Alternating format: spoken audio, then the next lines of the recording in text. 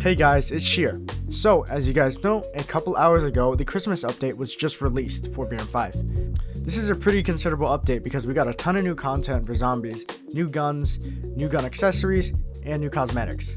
So, let's start off with the clothing. A ton of new clothing has been added into the game, specifically 15 different sets. There are also 3 currently existing pieces of clothing that have been redone. Although a good portion of clothing that has been added are camo variants of existing clothing, they are introducing a lot of new camos that we haven't had in the game before or haven't had in a while and looks much better. So first we have the ACU 2014, which is just an ACU and OCP. The CWU 27P, which is the standard issue Nomex flight suit across the US. We have 2 variants of that, a green and a tan. The Cry G2 Army Combat set. The Marine Corps Combat Utility Uniform, which comes in both Marpad D and Marpad W. The MTCU V2 IAT, which is based off the Blackhawk V2 HPFU. The Spectre U, which is based off the UF Pro Striker X Gen 3, comes in a plethora of different colorways, namely CCE, Vegetado, and Flectarn. The Falarpat BDU, the Swedish M90 uniform, and the long-awaited PCU Level 5 has finally come around and has been redone. It comes in 2 different colorways. The first is the standard alpha green that everybody's familiar with, and as a replacement for the jacket in the Airborne Game Pass, there is a multicam variant of the PCU. And alongside with all these uniforms, we get some pretty exciting things that people have been asking for a very long time in terms of cosmetics. So first things first, we have the PASGAT and its sister helmet, the LWH. People have been yearning for that retro LARP, early 2000s, Cold War, everything in between that. The PASGAT, in terms of colorways, is a little bit more army centric. First you have US Woodland, 6 color, tricolor, then UCP. The LWH, on the other hand, only comes in Marpad D and Marpad W, as it is a Marine Corps only helmet. The PASGAT, however, is only able to mount one type of NVG mount, which is the standard Noritos 1-hole with a ratchet strap. The LWH, on the other hand, is able to mount the Noritos 1-hole with and without the ratchet strap, and also the Rhino 2 with and without the ratchet strap. Of course, you are able to equip cat eyes on both helmets. You can also equip cat eyes on the AC-8. The next helmet is the Misc 2002, which is essentially just a mid-cut Misc 2000. In terms of customization, it is practically identical, except it doesn't have the spray paints and has a little less colors.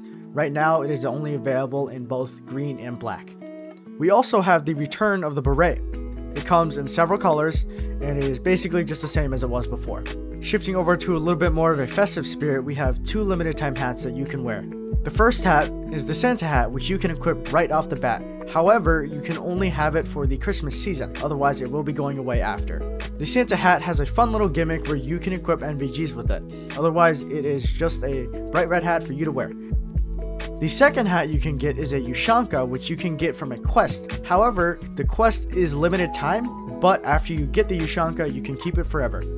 Moving on, we have 3 new plate carriers. So, the first 2 plate carriers are actually 2 variants of the same thing. They are both IBAs. So, the first IBA is a little older variant, so it is available in M81, Tricolor, and Coyote Brown. The second variant, as the name suggests, it is only available in UCP. The third plate carrier is the Longship V1 Sappy, which is based off of the first Spear Strandhog V1. It comes in all colors and also multicam black. That's it in terms of plate carriers. However, there are a couple new things regarding plate carrier customization. So, the M4 flap now can have pouches on top of it. People have been asking for this for a while, and we've been waiting for a while, and now we have finally been able to do it. Another thing is that we can also put tourniquets on the side. The ability to put shears behind the flap is also available to all plate carriers that can accept the Cry flaps. You can also put the Wild Track 401, which is the Garmin Fortrex 401, where PTTs usually go. And now, finally, we can put holsters on the plate carrier. However, right now it is only limited to the M9 holster, and we are not able to put the Safariland holster on. We have a couple other little tidbits. So the Contact 4s can be turned green. We have 3 new boot options. There's a floral variant of the Gator, which you can get by completing Up for Gaming. There's also a new gas mask, which is the Avon F12. And you can also get red lenses for that if you complete the Deep End Part 2. And a bunch of new flags have been added for both the embroidered and IR flags.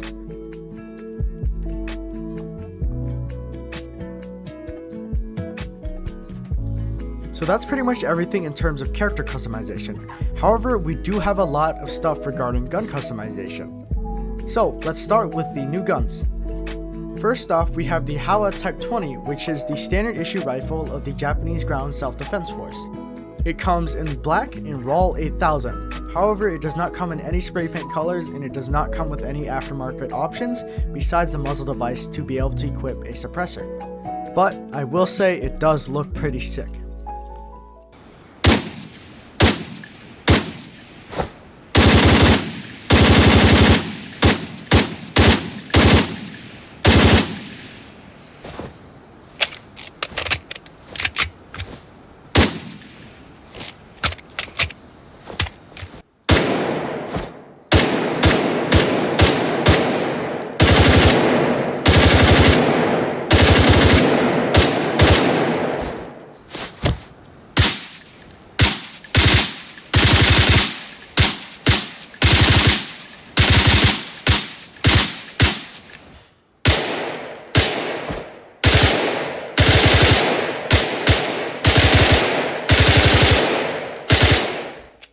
Second, we have the HK G28. The G28 is the designated marksman rifle variant of the HK 417. It is currently standard issue in the German Bundeswehr.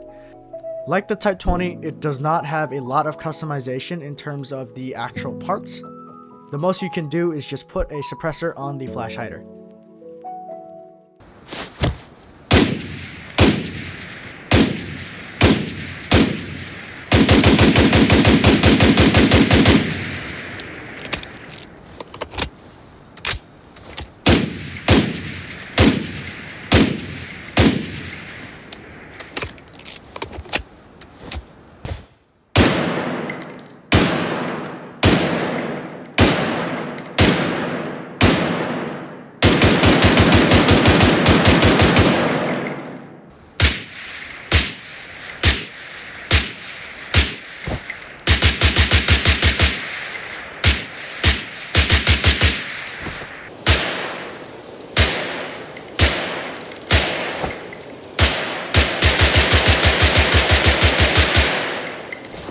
The third gun is a long-awaited item, a revolver. More specifically, it is a Colt Python.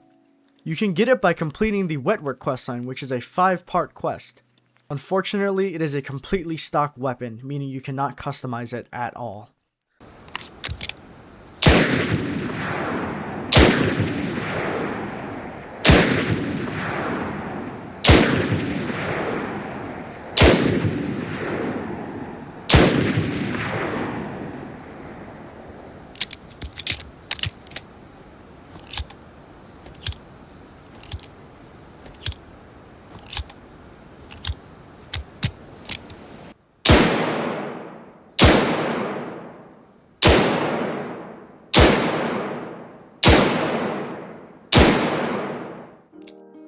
Now, in terms of gun customization, we did get a couple of things. So, first, we have a couple of new AR stocks. We have the BCM Satmod Mod 0 stock, the Magpul Mo SL stock, and the Magpul PRS stock. Alongside this, certain stocks have customization nodes, so for example, on the CTR you can put a riser, and all stocks can have a rubber band around it. Speaking of AR stocks, the SCAR and AK series can both now equip buffer tube adapters. Instead of being stuck to one or two types of stocks, you can now equip whatever stock you want on either adapters. The SCAR series also got 2 new handguards, a short M-Lock handguard and the prototype SSR handguard. You can now also get a Picatinny OKP7 by completing Trail to a Cure. You can also now customize your reticle on optics. However, this only applies to the Romeo 8T or, as it is in-game, the Velio 8T. Let's talk about the main attraction of this update, zombies. So, a couple new questlines have been added into the game. The first one, which I mentioned earlier, is Wetwork. It is a 5-part questline. It involves you, the operator, doing prep work for a raid on the lower levels of the hospital, as an unknown group of individuals is believed to be working on and studying zombies down there. A limited time event called Mary Rescue Mission has you retrieving packages scattered around Manhattan for one of Mr. Fixer's clients from the North Pole. This questline will only stay around for the holidays, so if you want the Ushanka, you better get around to doing it before it goes away. A standalone quest called Trail to a Cure, which again gets you the OKP-7 and has you recovering a set of samples from the hospital, protected by a group of unknown individuals. Alongside the quests, you can now replay quests. So if you have already completed the quests which gave those rewards that were just added, you can replay them and now get the new items. On top of all this, there are now raids added into zombies. They work in a similar fashion to the bunker raids in terms of how they play. However, they occur completely randomly, so you won't know when they happen and they will just kind of randomly appear and you'll have about 3 minutes to get to them. So there are 3 of them: the Sheepdog HQ, the Federal Reserve, and the Kismet HQ. The Sheepdog HQ is situated in an in-construction high-rise, and you are tasked with fighting through the levels and eliminating their leadership. That is like evil, bro.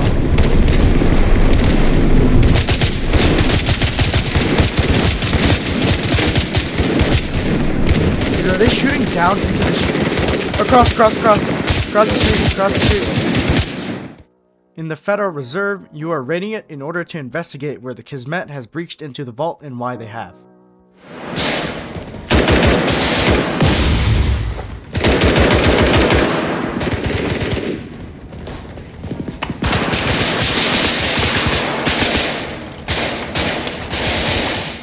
Now, it is extremely important to note that, unlike the Sheepdog HQ, there is no form of prevention from letting the zombies into the building. So, I highly recommend that you check the clock before deciding whether or not to go in. In the Kismet HQ raid, much like the Sheepdog HQ raid, you are tasked with eliminating the higher-ups of the Kismet organization. You fight through the corporate office in which they reside. Above you! That above! Could have said to the left, bro. Is there more? Is there more?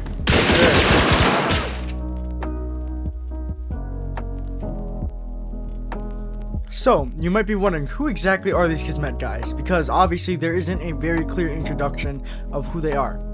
However, there are some hints that are given to us throughout the story, throughout these questlines that we were just given. So, in the description of Wetwork Part 3, our contractor actually tells us that the first couple people who were starting to show signs of infection at Site B, which was the hospital, were seen carted away by unknowns and taken down into the basement isolation unit. Now, right now it seems a little vague. However, once you get to Part 5 of the Wetworks, once you start seeing combat in the basement, you will start seeing those same guys you see at the Kismet HQ. And on top of that, in Trail to a Cure, like I mentioned earlier, there are unknown individuals guarding the samples within the labs. And you still may not think much of it, but once you get to that Kismet HQ or the other way around, it all starts coming together. And I'm not really good with lore, so I can't really say exactly what they're doing besides, it's explicitly been stated they are testing on the zombies or they are taking samples from the zombies. And in Wetwork, we are taking it from them. But there is something you may have missed. In the original trailer for Zombies 4BRM5, when one of the operators gets shot and dies, you might actually notice that that is a Kismet operator. Anyways, that's all I have for today. I hope you guys enjoyed this video. I really enjoyed this update. Let me know what you think of both this video and the update. Thanks, see you again.